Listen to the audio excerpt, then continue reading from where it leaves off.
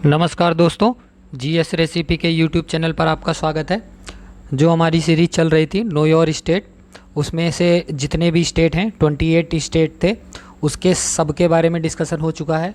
आज से जो हमारे 8 यूनियन टेरिटरी बचे हुए हैं उनके बारे में सारी डिस्कशन कर लेंगे कि उनके इंपॉर्टेंट पॉइंट कौन कौन से हैं। ठीक है, तो उसमें से जो पहला आपका यूनियन टेरिटरी आता है उसका नाम है अंडमान और निकोबार आइलैंड। अच्छा, उससे पहले आप ये भी जान लीजिए कि यूनियन टेरिटरी बनाए क्यों जाते हैं। यूनियन टेरिटरी जो हैं वो बनाए क्यों जाते हैं। यूनियन टेरिटरी बनाए इसलिए जाते हैं क्योंकि यूनियन टेरिटरी को मेन जो ऑर्गेनाइज़ करता है, जैसे हर एक राज्य में चीफ मिनिस्टर होते हैं और उनका चुनाव अलग होता है। तो यूनियन टेरिटरी में ना सिर्फ दिल्ली को छोड़ के, दिल्ली और ये आपका पौंडीचेरी को छोड़ दिया जाए, लक्षद्वीप को छोड़ दिया जाए, तो ऐसा मतलब शायद ये कोई होगा जिसमें चीफ मिनिस्टर होंगे। शायद दिल्ली में ही सिर्फ चीफ मिनिस्टर होते हैं, बाकी और किसी यूनियन टेरिटरी में चीफ मिनिस्टर नहीं होते हैं। पहले जम्मू कश्मीर में था, तो जम्मू कश्मीर में अब पहले राज्य था इसलिए उसमें चीफ मिनिस्टर थे। अब वो राज्य से यूनियन टेरिटरी बन गया है तो वहाँ से भी चीफ मिनिस्टर को हटा दिया गया है। ठीक है, तो यूनियन टेरिटरी में हमेशा जो होते हैं वो या तो लेफ्टिनेंट गवर्नर होते हैं या तो एडमिरल जनरल होते हैं। तो जो भी होते हैं वहाँ के उनके लिए होते हैं, वो सेंट्रल से अपॉइंट किए जाते हैं। और यूनियन टेरिटरी बनाया इसलिए जाता है क्योंकि यूनियन टेरिटरी उन मतलब गंभीर लोकेशन पर बनाया जाता है जहाँ से बिल्कुल एक तरीके से मतलब फॉरेन का एक तरीके से वो परेशान ना कर सके। जैसे सपोज़ करिए दिल्ली राजधानी है तो ऑब्वियस सी बात है दिल्ली को यूनियन टेरिटरी बनाना ही था। फिर उसके बाद अंडमान और निकोबार की जब आप लोकेशन देखोगे ना, तो अंडमान निकोबार की आप लोकेशन में आप देखोगे ध्यान से कि अगर कोई भी आपका अगर कोई शिप है, अगर बाबे मंडल जलसंधि से होता हुआ, इंडियन ओशियन से होता हुआ, अगर आप स्टेट ऑफ मलक्का को पार करके अगर आपको साउथ चाइना सी में जाना है तो बीच में आपको अंडमान और निकोबार से होके जाना पड़ेगा। ठीक है, अगर अंडमान और निकोबार को हम राज्य घोषित कर देते हैं तो फिर वहाँ पे फिर अलग चुनाव होंगे, तो वहाँ पे अलग पार्टी चलेगी। और अगर सेंट्रल की पार्टी और वहाँ की पार्टी में विरोध हो गया तो फिर वहाँ पे भी बवाल हो सकता है। तो इसलिए क्या किया जाता है कि ऐसे गंभीर लोकेशन पे वहाँ पे राज्य बनाया ही नहीं जाता, उसको सीधे सीधे सेंट्रल के अंडर में रखा जाता है। जिसमें से जो पहला ये अंडमान और निकोबार आइलैंड है इसको भी यूनियन टेरिटरी में रख दिया गया है। इसलिए तो आपको ये पता चल गया होगा कि यूनियन टेरिटरी मेन बनाने का मेन मकसद क्यों होता है कि इसमें केवल जो सेंट्रल का रूल है वो सेंट्रल का रूल चले, वहाँ पे अपना उस स्टेट का ऐसा कुछ ज़्यादा डिमांड ना होने लगे। ठीक है, चलिए आप जो पहला आपका मतलब यूनियन टेरिटरी है उसके बारे में डिस्कशन स्टार्ट करते हैं। तो जो अंडमान निकोबार है उसकी जो कैपिटल है, उसकी कैपिटल का नाम है पोर्ट ब्लेयर। और इस समय जो इसकी जो ऑफिशियल लैंग्वेज है अंडमान और निकोबार की, उसका नाम है इंग्लिश। अगर डिस्ट्रिक्ट की बात की जाए तो अंडमान और निकोबार में डिस्ट्रिक्ट की संख्या 3 है और तीनों डिस्ट्रिक्ट के नाम क्या क्या हैं। पहले डिस्ट्रिक्ट का नाम है north and middle Andaman, north and middle Andaman नाम है। फिर दूसरे डिस्ट्रिक्ट का नाम है साउथ अंडमान और फिर तीसरे डिस्ट्रिक्ट का नाम है निकोबार। अभी इसकी लोकेशन हम मैप पे भी बता देंगे। इसकी जो स्थापना हुई थी, इसकी स्थापना हुई थी 1 नवंबर 1956 को। इस समय जो पॉपुलेशन डेंसिटी है अंडमान और निकोबार की, उसकी पॉपुलेशन डेंसिटी है 43। ठीक है, इस समय जो नंबर ऑफ आइलैंड मतलब द्वीपों की संख्या जो है, आइलैंड की संख्या जो है यहाँ पर वो 572 है। तो इसको आप याद रखना। ठीक है, कि यहाँ पर आइलैंड की संख्या कितनी है, 572 आपको याद रखना है। लोकसभा की सीट यहाँ पर 1 है और यहाँ पर राज्यसभा की सीट 1 भी नहीं है। अगर जुडिशरी की बात की जाए तो जो इसकी जुडिशरी है वो कोलकाता से बिलोंग करती है और इसकी जो एक बेंच है वो कहाँ पर है, एक बेंच इसको पोर्ट ब्लेयर में कर दिया गया है। इसकी अलग से जुडिशरी ज़्यादा नहीं बनाई गई है। अब सर्किट बेंच का मतलब बेंच अलग जगह पर रख दिया जाता है, तो जब पॉलिटी की क्लास चलेगी तो उसमें इसको और ढंग से बताया जाएगा। इस समय जो लेफ्टिनेंट गवर्नर हैं अंडमान और निकोबार के, उनका नाम है DK जोशी। और अंडमान निकोबार को एक तरीके से एमराल्ड माउंटेन भी कहा जाता है। ठीक है, तो आप इसको भी याद रखिएगा, ये भी पूछा जाता है। अब कुछ मेमोरेबल पॉइंट हैं, मतलब कुछ ऐसे पॉइंट जिनको हमको याद करना ज़रूरी है क्योंकि ये पेपर में पूछे जाते हैं। ठीक है, ये जो अंडमान और निकोबार है यहाँ पे काला पानी भी है। जो काला पानी की आपने सुना होगा कई मूवियों में कि वो बताते रहते हैं काला पानी की सज़ा दे दी गई। तो यहाँ की एक सेलुलर जेल है जिसकी स्थापना अंग्रेज़ों ने वो लोग करके गए थे। तो ये काफ़ी ख़तरनाक जेल है, तो इसलिए जो खतरनाक अपराधी होते थे उनको काला पानी की सज़ा दी जाती थी। तो इसलिए आपको याद रखना है काला पानी जो है वो कहाँ पर है, वो अंडमान और निकोबार में है। फिर दूसरा इंपॉर्टेंट पॉइंट है कि जो 10 डिग्री चैनल है वो अंडमान को और निकोबार को दोनों को अलग करता है। ठीक है, ऊपर अगर अंडमान है, नीचे अगर निकोबार है, तो उनके बीच से 10 डिग्री चैनल जाती है। तो ये भी क्वेश्चन काफ़ी बार पूछा गया है, ये तो पीसीएस का क्वेश्चन है 10 डिग्री चैनल वाला। और यहाँ पे एक इंपॉर्टेंट लोकेशन है जिसका नाम है इंदिरा पॉइंट, और यहाँ पे एक पीक है जिसका नाम है सैडल पीक। और ये कहाँ पर है, इसकी लोकेशन है, इसकी लोकेशन नॉर्थ अंडमान में है, और जो इसकी हाइट है वो 732 मीटर है। तो आपको ये भी याद रखना है कि ये पूछी जाती है, कभी कभी मैचिंग करने के लिए पूछ लेते हैं कि जो सैडल पीक है उसकी लोकेशन कहाँ पर है, तो आपको ये याद रखना है। यहाँ पर जो इंपॉर्टेंट ट्राइब्स हैं ये भी इंपॉर्टेंट है, आपको याद रखना है। जो यहाँ पर अंडमान की ट्राइब अलग हैं और निकोबार के 2 इंपॉर्टेंट ट्राइब हैं। तो आपको याद रखना है जो अंडमान की जो इंपॉर्टेंट ट्राइब है उनका नाम है ग्रेट अंडमानीज़, दूसरा है ओंगी, और तीसरा है जरवा, और चौथा है सेंटिनलीज़। तो आपको इसमें से जो याद रखना है ना, ये चौथा वाला जो पॉइंट है ये इंपॉर्टेंट है, और जो दूसरा वाला पॉइंट है ये इंपॉर्टेंट है। दोनों पूछा जाता है ट्राइब में कि ये कहाँ पर होते हैं। और अगर निकोबार आइलैंड की इंपॉर्टेंट ट्राइब की बात की जाए तो निकोबारीज ट्राइब है और दूसरा है सोम्पेंस ट्राइब है। तो ये दोनों याद रखिएगा। अगर दोनों को मिला लिया जाए तो आपको याद कौन कौन सा रखना है, ओंगे याद रखना है आपको, सेंटिनलीज याद रखना है आपको, और सोम्पेंस आपको याद रखना है। ठीक है, और यहाँ पे कुछ इंपॉर्टेंट आइलैंड भी है।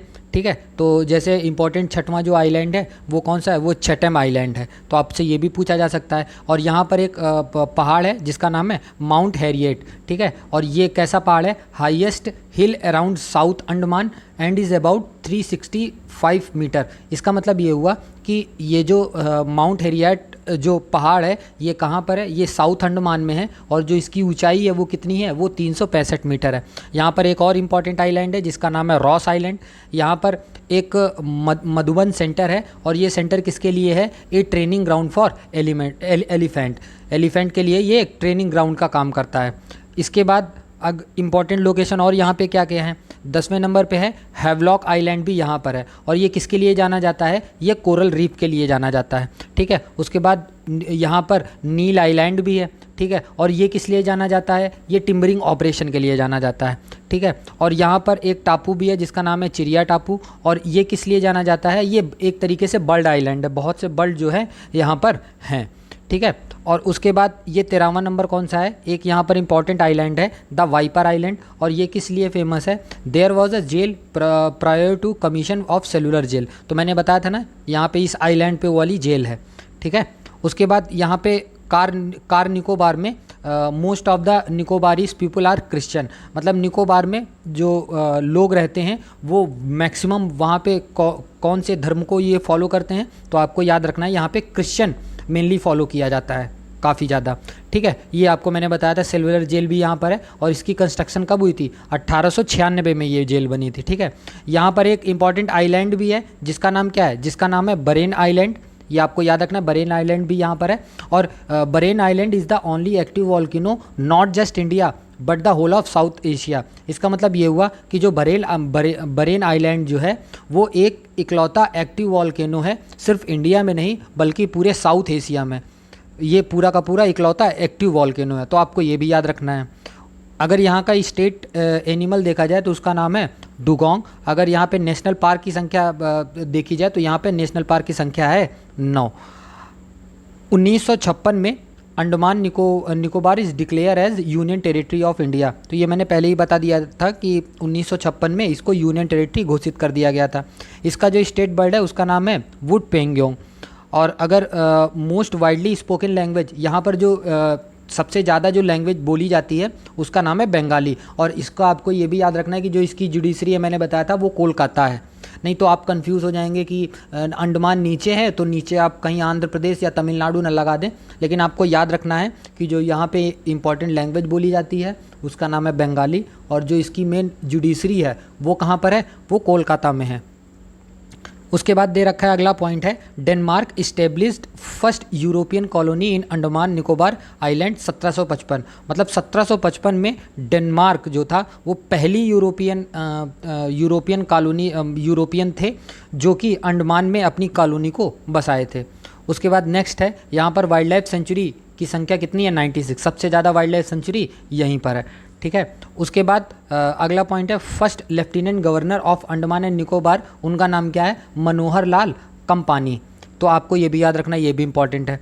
उसके बाद नेक्स्ट पॉइंट है, in 2021 only person from Andaman और Nicobar to receive Padma Bhushan award bishop John Richardson. आपको ये भी याद रखना है कि वो पहले व्यक्ति 2021 में जिनको पहले ऐसे अंडमान और निकोबार के व्यक्ति थे जिनको पद्म भूषण मिला था, उनका नाम क्या था, उनका नाम था बिशॉप जॉन रिचर्डसन, ठीक है। और उसके बाद नीचे कुछ इंपॉर्टेंट आइलैंड दे रखे हैं, रिप्रेजेंटेशन के फॉर्म में मैंने दे रखा है क्योंकि ये बार बार पूछा जाता है, ठीक है। अब आइलैंड की बात करेंगे तो आइलैंड ऊपर अगर आप केवल अंडमान का देखेंगे तो यहाँ से यहाँ तक केवल अंडमान का है। देखिए ये नॉर्थ अंडमान है, फिर ये मिडिल अंडमान है और ये फिर साउथ अंडमान है, और साउथ अंडमान के बाद ये नीचे लिटिल अंडमान आ गया। तो 4 अंडमान आपको याद हो गए होंगे, ठीक है। ऊपर है नॉर्थ, फिर बीच में है मिडिल, फिर नीचे है साउथ और फिर उसके बाद है लिटिल। ये अंडमान के बारे में हो गया। और निकोबार में इंपॉर्टेंट 3 द्वीप हैं, उनका नाम क्या क्या है, कार निकोबार, लिटिल निकोबार और ग्रेट निकोबार।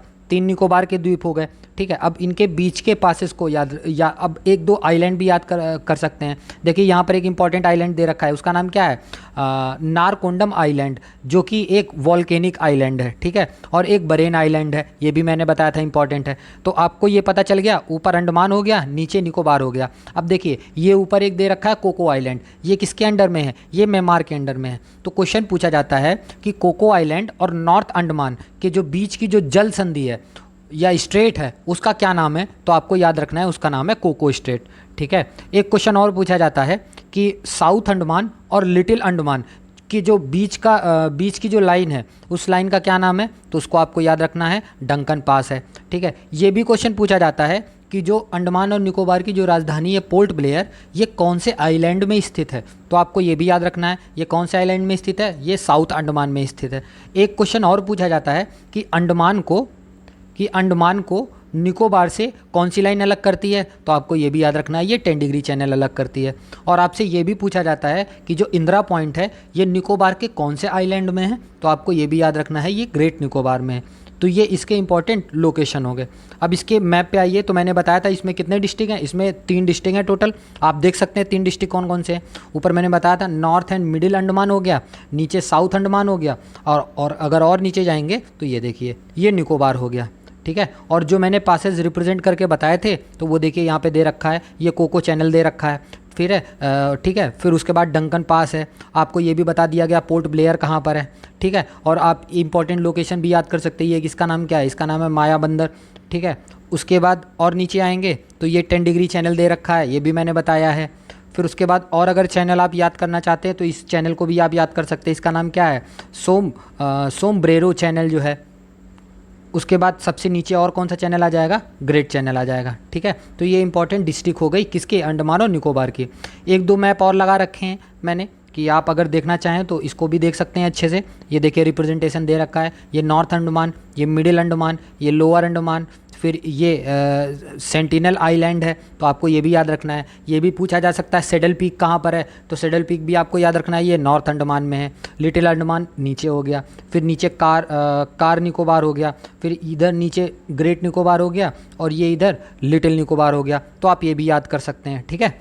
और नीचे देखिए एक और मैप मैंने लगा रखा है कि जो इंपॉर्टेंट लोकेशन है उनका नाम भी दे रखा है, आप देख सकते हैं कौन कौन सी। ये 10 डिग्री चैनल के बारे में मैंने बताया था, फिर नॉर्थ अंडमान हो गया, फिर बरेन आइलैंड के बारे में भी बताया गया है, पोर्ट ब्लेयर के बारे में बताया गया, डंकन पास के बारे में बताया गया, लिटिल अंडमान हो गया आपका, ठीक है। फिर उसके बाद साउथ अंडमान हो गया आपका, मिडिल अंडमान हो गया, फिर माया बंदर के बारे में बता दिया गया है। फिर उसके बाद और नीचे आएंगे तो कार निकोबार आइलैंड के बारे में भी बता दिया गया है। फिर उसके बाद लिटिल निकोबार के भी बारे में हो गया है, फिर ग्रेट निकोबार के बारे में भी हो गया है, इंदिरा पॉइंट के बारे में भी बता दिया गया है। ये इंपॉर्टेंट लोकेशन है, और भी अगर आप याद करना चाहते हो तो सब ये दे रखा है। आराम से आप वीडियो पॉज करके आप आराम से देख सकते हैं कि यहाँ पे कौन कौन सी और लोकेशन यहाँ पे प्रेजेंट हैं। तो ये जो सीरीज चल रही है ये कैसी लग रही है आपको कमेंट सेक्शन में ज़रूर बताइएगा। और प्लीज़ चैनल को सब्सक्राइब करिए और वीडियो को लाइक करिए और दोस्तों से भी इसको सब्सक्राइब करवाइए। धन्यवाद।